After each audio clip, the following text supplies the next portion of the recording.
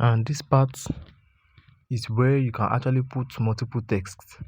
As you can see, you can change the text color here. Here I'll be explaining the front and the back position. Simply put, the two aspects are on different frames. As you can see, they are on two different frames on their own. So the front and back, put one on top the other. As you can see, by switching the layers, you can actually put the white one front and the black one front instead, or the black one front and the white one back, as you can see. So you can switch it anyhow you want it to be. So as you can see, it's switching. As I'm putting front to back, it's switching.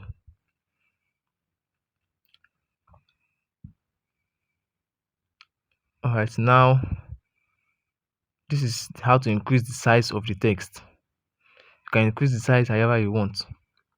Now this paddling is a simple amount, it's just like giving spaces between the text and the boundary. As you can see, the space between the text and the boundary is very, very important. As you can see, if not, your text will be entering the boundary and it won't be visible. So you just align it and put the correct one you want to put, the appropriate one there. So, and that reverse button is to reverse anything you did on the listen. Now this one is a text. Here you can change to any text you want. As you can see, I choose another text here,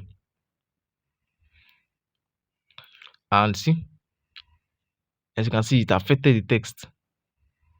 The padding affected the text, so you have to make sure you adjust it to make all your text show, because some fonts, their text usually enter. That's why that tool is there. So now we have textures. It's simply a technique of putting a picture on the text. And yes, it's possible. It's possible to put any picture you want, any picture you can think of on your text. Just go to your gallery, go to your where the textures are, then this environment where the textures are, tap it, then you look for the texture you want, and then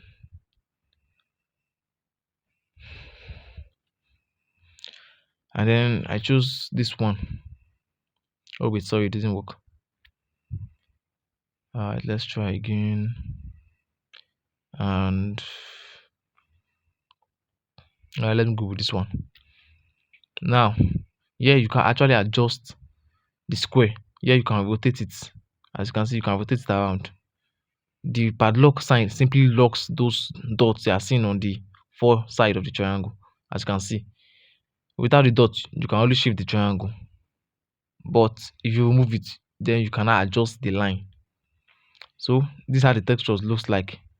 The maintain visual and it just to maintain how it looks like on the text, whether it will be far or closer to the text. That's what the maintain visual and the scale mean.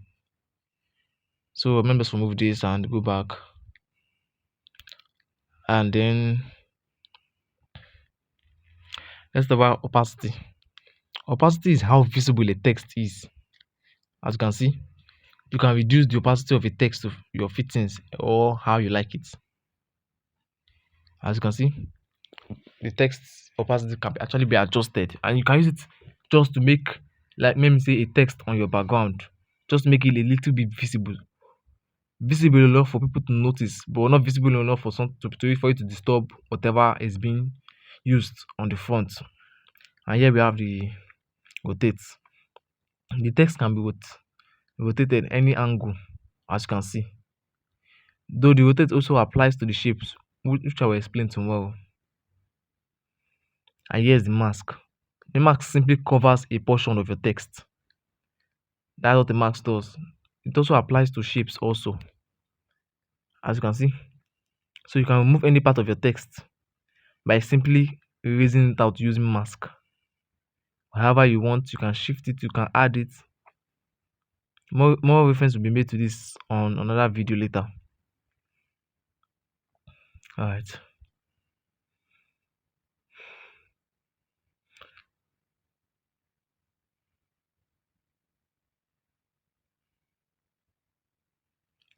Okay, let's leave this part for later. I'll come back to this part. Now we have the font. Here is where you can choose all any font you want for your text. As you can see, all the fonts I have here. You also have them in your Pixellab. They are there. Just pick the one of your choice and use them. The one that you think is proper. As you can see, varieties of text to choose for.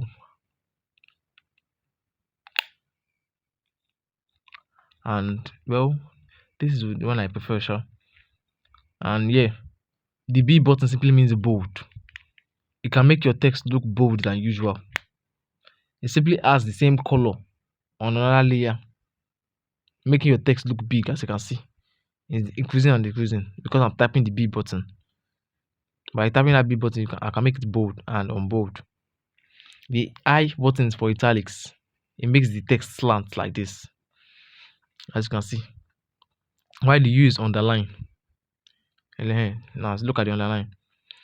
Though it's not useful, but if you choose to use, you can use. Then the T that is being cancelled is to reset. So you can just reset everything just by typing that T. So the text will go back to normal. And here, you can choose which particular text. That's the selection. You can choose the particular text to edit and which time and which parts to edit. Like for example now, I made italics on the A and Z to make it slant. Now I can also put it to the full and then adjust it back, and then maybe we can reset it back and continue. Then we have bending. Bending only applies to text. It doesn't apply to shapes. Bending only applies to text, as you can see here. You can use it to bend around circles, and this reference will be made to this later during one of our designs. So this is how it works. Now next, and that's the reverse button. Now next we have background. Background simply puts a color at the back of your text. For example, you can put a plain color, or you can choose to use a gradient. As you can see here, gradient is a combination of two or more colors in one. Now you see here, let me give you an example. This is it. You can feel free to play around with them as you want, or you can choose another color to represent it with, and then one can overtake the other and one can overlap the other. Either way, it's still fun to do, as you can see. So I just set it to green here, and see, it looks somehow like all those green herbal tea, the color. Now here we have the left paddling. You can actually switch it and adjust the length of the square to the left. Why this one adjust the ones to the right? This one adjusts the one to the top, and this one adjusts the one to the bottom. Why this is called radius? As you can see, it affects the text by curving the edges. Alright, let me adjust this proper. Now let's put the shape back to where they are. Make sure they're aligned with the white line, as you can see. I'm aligning them now. Then make sure they're all aligned properly. Then you can increase the radius now. So, and there you have it.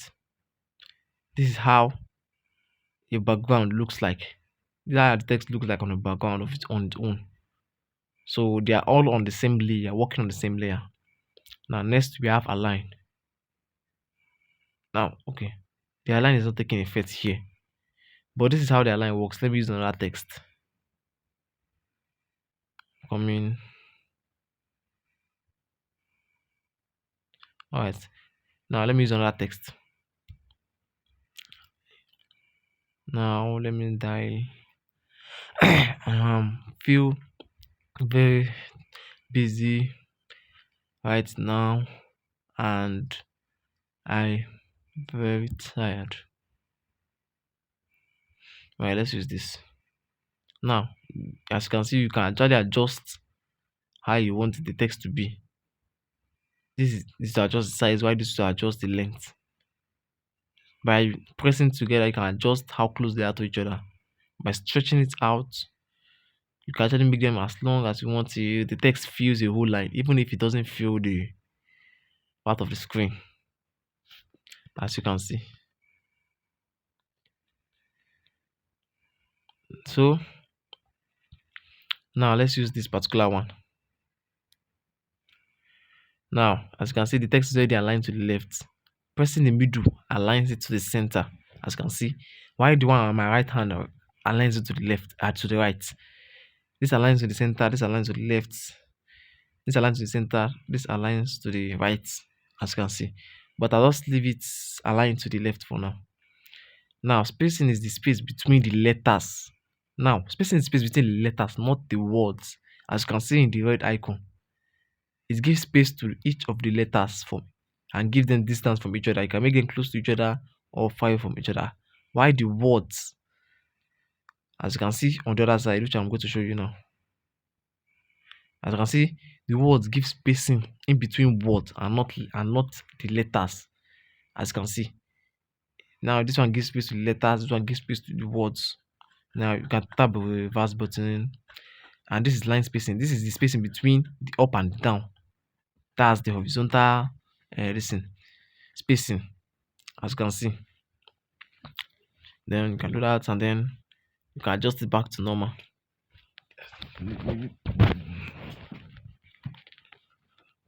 Okay. Now you can enable stroke through this one.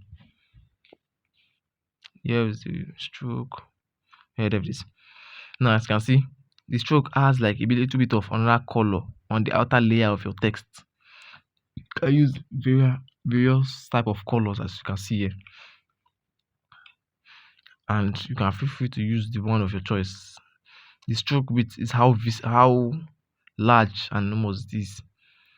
Simply put, if you increase the highest, it takes over the text, and you can see where the white button, as you can see it where if you increase it gently, you see. So it has like a background for the text too, also, but it applies to the outer layers of each and every of the text. Now, this is shadow. As you can see, the background of the white text, there is some sort of shadow at the back if you look at it carefully. And here you can adjust the opacity of the shadow, how visible the shadow is. As you can see, it disappeared and then appeared, and disappeared and then appeared. And then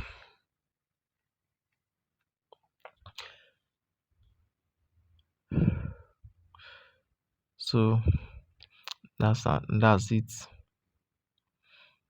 And this adjusts the blur videos. As you can see, the blur videos on the text, it affects it. The blur videos is how visible the shadow is. That is its area of effect. Now the outer glow simply gives a more bright luster to it. As you can see, if you reduce the blur videos and you reduce the opacity, you still have this kind of faint yellow around the text, which is actually good. I will show you how to create this later. And now this is how the opacity works to reduce the shadow, color, to limit it to something that we can actually nearly see, to give your text that colorful feeling. Okay, now we have, let me change the text right here. Right now we have the internal shadow. Now before shadow affected the outside, this one affects the inside. You can change it to any color you feel like. As you can see here, you can change the inside shadow to any color you want to feel like. And by increasing the blur videos, you're actually making the color of the shadow inside the text more brighter. Though it's not effective for coloring, it's very effective if you want to just put the right amount of shadow. And this offset simply adjusts the position of the shadow. Just wait. As you can see, the position of the shadows can be adjusted. Let me use black so you see it well. Now this one moves it left and right, as you can see.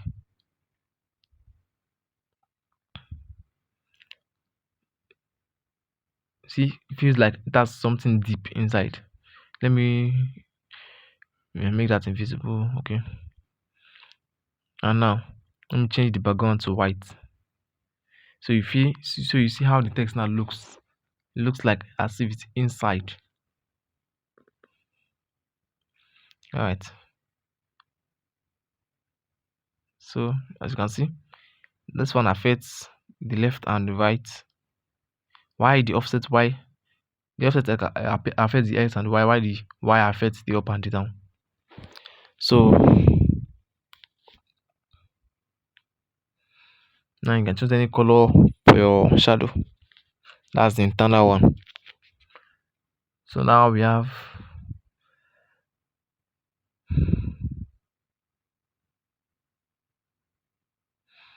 just wait. All right.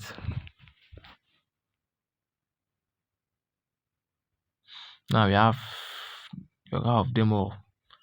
We have emboss, we have perspective, we have 3D rotate. Well, let's start with emboss. Now, this is the problem about emboss for every graphic designer. Emboss have a very, very big challenge when you are trying to adjust it.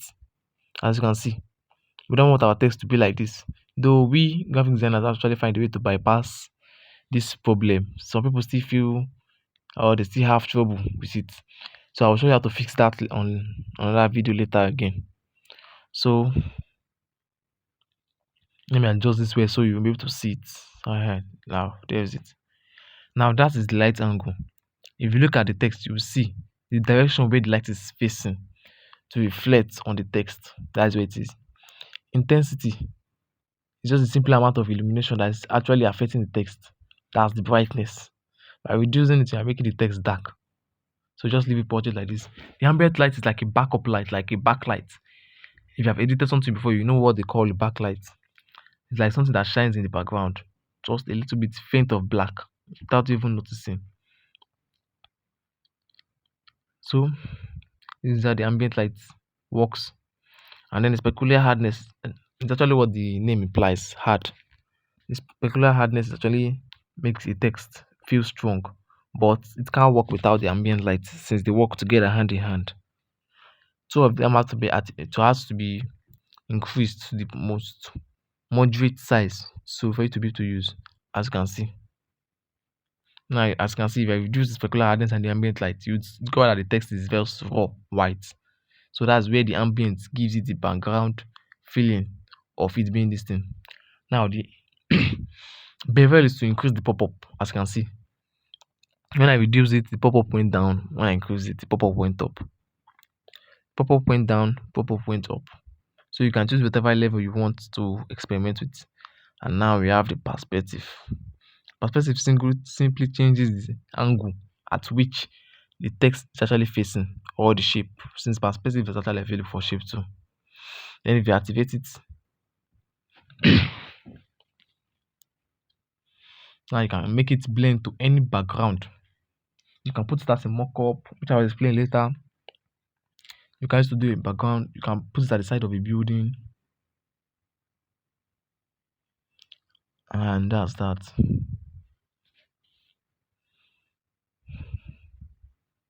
Just feel free to experiment wherever you want. Now, let's try the 3D rotate. As you can see, 3D rotate enables the object to be able to view it from a 3D angle. The X rotates it up and down, while the Y rotates it left and right. As you can see, Y is left and right, X is up and down. So let's just leave it like this and see what happens here. Now you have 3D shape.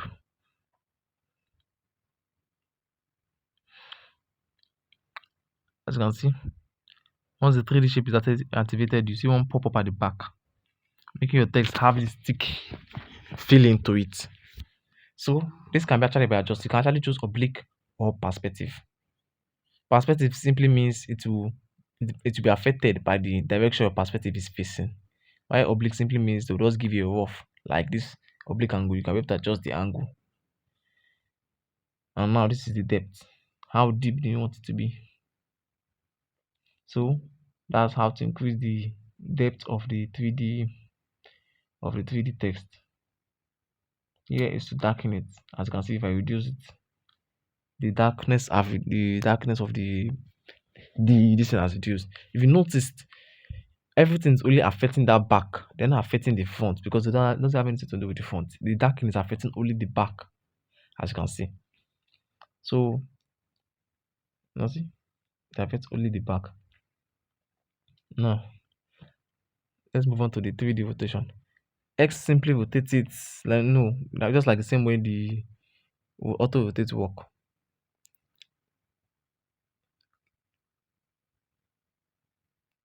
The X rotation can switch it, rotate it up and down, while the Y will rotate it left and right.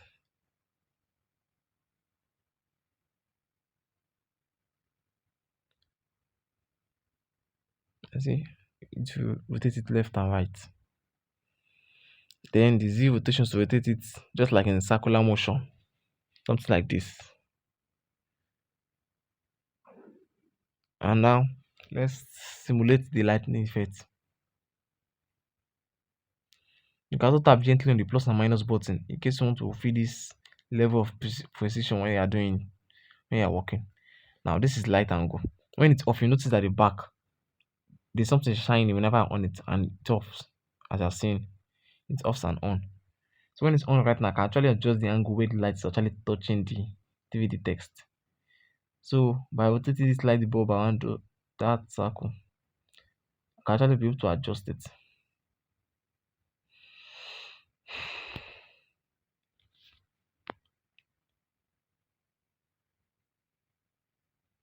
Okay, and that's that for 3D shape.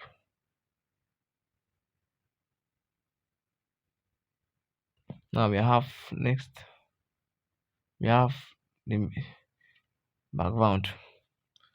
It gives your text some kind of dark, you know, ground like feeling to make it look like as if the text was actually dropped on the ground with the shadow casting. Here you can reduce how visible it is, as you can see. I like my own a little bit visible, just to make people have this hint of a text standing right in the middle of it. Then this is the blur radius. By decreasing it, you're making the shape look very square. But by increasing it, you're making it look blur like. So and the expand is to just simply to widen and to contract it to make it small or big. And so I prefer to expand by just maybe a few.